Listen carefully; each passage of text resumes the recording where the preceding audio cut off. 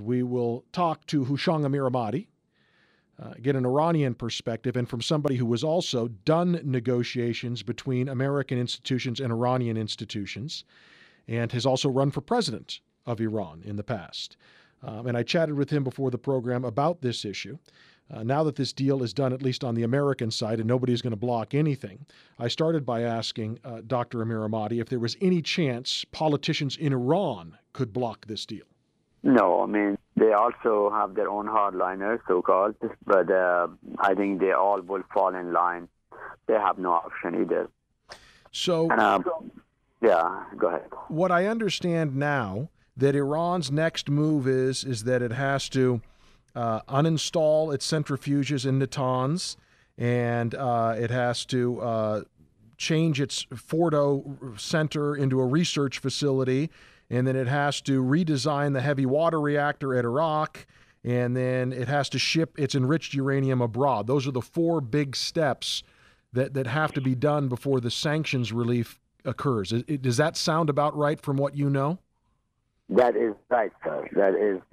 That sounds right. But it's not like, Iran has to do all of them all complete, and then Americans will take action. Again, there is a little bit of dispute there. Iran's understanding is that when Iran starts, dismantling the centrifuges and removing the reactor core and so on in Iraq, it will get some indication that the sanction is being relieved, or at least in the process of being relieved.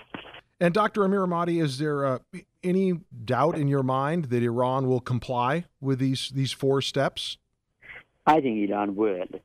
I mean, again, it's funny. In Iran, they think the Americans will cheat, and then Americans think that Iran will cheat. Sure. So both sides are not trusting the other side. That's for sure. Yeah. Well, I should ask the question then. Yeah, that's the next question. Is do you think there's do you think the United States and the P5+1, is there any doubt that they would fulfill their end of the bargain?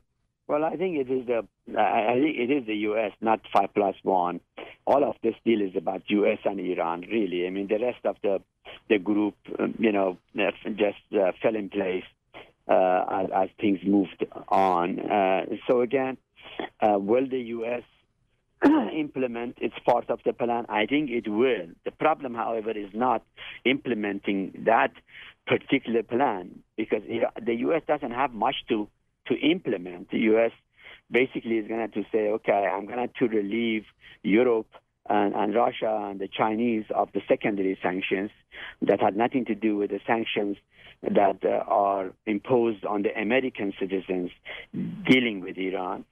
And then it's going to also say that if you are interested in doing business in certain areas, you have to go to the Treasury Department and get licensed. So we are ready to hear from you, Mr. Businessman. So that's the U.S. part. The U.S. deal doesn't have much to implement. The problem with the U.S. side is whether this Congress will impose a further sanction on Iran or not. What effect, Dr. Amirahmadi, do you think that could have, the potential of new sanctions, additional sanctions coming down the road? Actually, Iran's hands are cuffed because those issues were not in the deal. So therefore, America has an open option vis-a-vis those items. If the U.S. was to impose sanctions on Iran for human rights or for matters in Syria or Iraq or what, Iran cannot say anything because that's not part of the deal, and they just have to abide by it. Now, the debates here in the United States this past week, we had the Republican candidates all up on stage, and most of them were asked specifically about what they would do if they became president with this Iran nuclear deal. Most of them said, I'd overturn it. Does that have an impact today on Iran's government? I don't think Iran really believes that it will be returned. So they are not taking it seriously. They think this is an election, just politics. Are Iranians very pleased now? Are they relieved? What are they thinking now that this deal actually looks like it's days away from coming to fruition? I mean, Iranians are not like potato.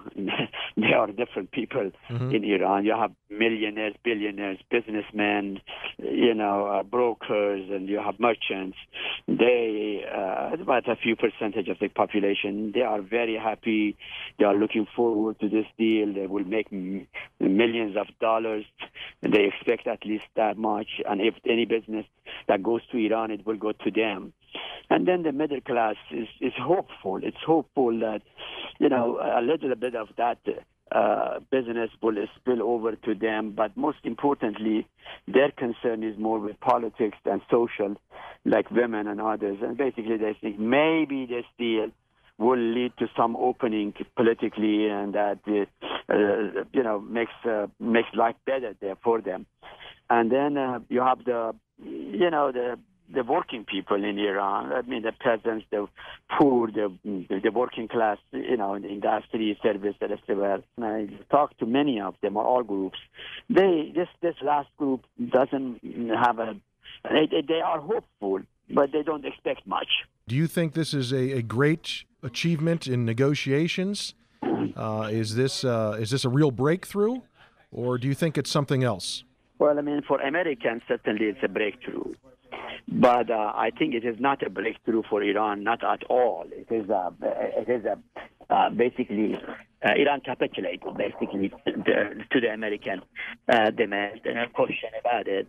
But at the same time, I think it's something that had to be done. It has been done. I would have hoped that they will have put other issues on the table altogether. Yeah. What are the issues that you would have liked to have seen? Well, I would have liked to see like the terrorism issue on the table, for example, at least the terrorism issue on the table. And, Iran and the U.S.